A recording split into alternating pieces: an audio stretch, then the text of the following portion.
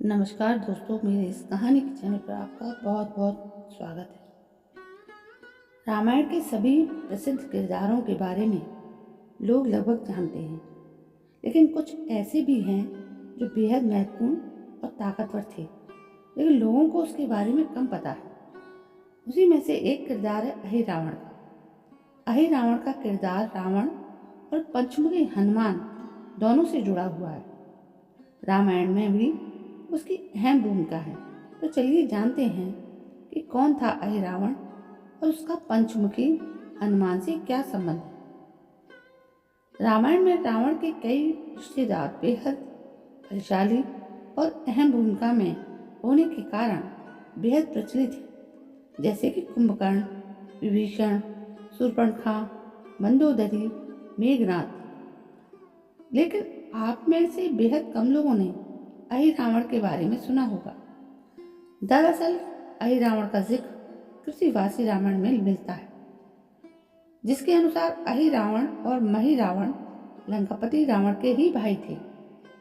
रावण की ही तरह अहिरावण पाताल लोक का राजा था। उसकी रक्षा मकरध्वज ने की। एक बालक जिसका जन्म हनुमान के पसीने की बूंद से हुआ था। आइए जानते हैं क्या है अहिरावण की पूरी कहानी, और भी उसका रावण के युद्ध में क्या योगदान था, और पंचमुखी हनुमान से उसका क्या संबंध था। जब रावण का बेटा मेघनाद भी मारा गया तो रावण ने अपने भाई अहिरावण से मदद मांगी। अहिरावण मदद के लिए तैयार हो गया। दोनों ने मिलकर एक योजना बनाई। तो योजना के तहत उसे भगवान राम और लक्ष्मण का अपहरण करना था। दोनों की इस बातचीत को विभीषण ने सुन लिया। उसने इसके बारे में भगवान राम और हनुमान जी को सूचित कर दिया। हनुमान जी ने यह योजना सुनते ही भगवान राम और लक्ष्मण की कुटिया की पहरेदारी व्यक्तिगत तौर पर शुरू कर दी। भगवान राम और लक्ष्मण पर अपहरण कर ले गया पाताल लोक। अहिरावण रावण की ही तरह वेश बदलने में माहिर था। उसने विभीषण का रूप धर कुटिया के भीतर गया और सोते हुए राम और लक्ष्मण का अपहरण कर लिया। विभीषण के रूप में होने के कारण हनुमान जी भी उस पर संदेह नहीं कर पाए। जब अपहरण की बात पता चली तो हनुमान जी व्याकुल हो उठे। इस पर विभीषण ने सलाह दी कि उन्हें पाताल लोक जाकर ढूंढें।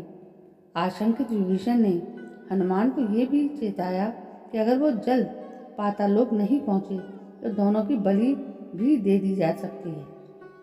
पाताल लोक के दरवाजे पर हनुमान मिले। अपने बेटे से विभीषण की बात सुनकर हनुमान तुरंत पाताल लोक के लिए निकल गए। पाताल के दरवाजे पर हनुमान को एक द्वारपाल ने रोक लिया। तो देखने में आधे वानर और आधे मगरमच्छ के जैसा था। जब भगवान जी ने उससे उसका परिचय पूछा तो उसने अपना परिचय मकरध्वज के रूप में दिया और खुद को हनुमान जी का बेटा बताया। हनुमान ये सुनकर आश्चर्य में पड़ गए, क्योंकि वो तो बाल ब्रह्मचारी थे और उनका कोई बेटा नहीं था।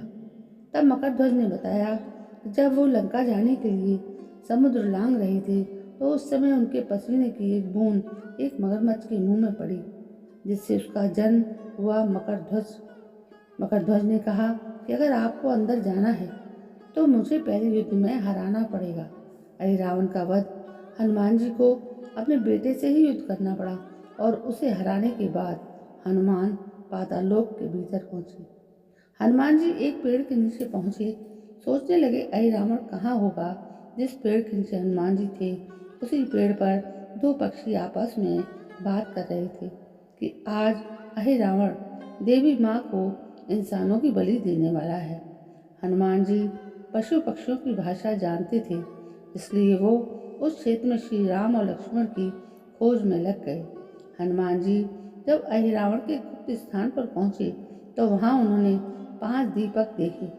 उन्हें मकरध्वज ने पहले ही बता दिया था कि अहिरावण तभी मरेगा जब उन 5 दियों को एक साथ बुझाया जाएगा। इसके बाद ही उन्होंने पंचमुखी रूप धारण किया और 5 दीपों को एक साथ बुझा दिया। हनुमान जी ने अहिरावण का अंत किया और वहां से श्री राम और लक्ष्मण को मुक्त कराकर ले आए। तो दोस्तों बताइए कैसी लगी आपको ये कहानी।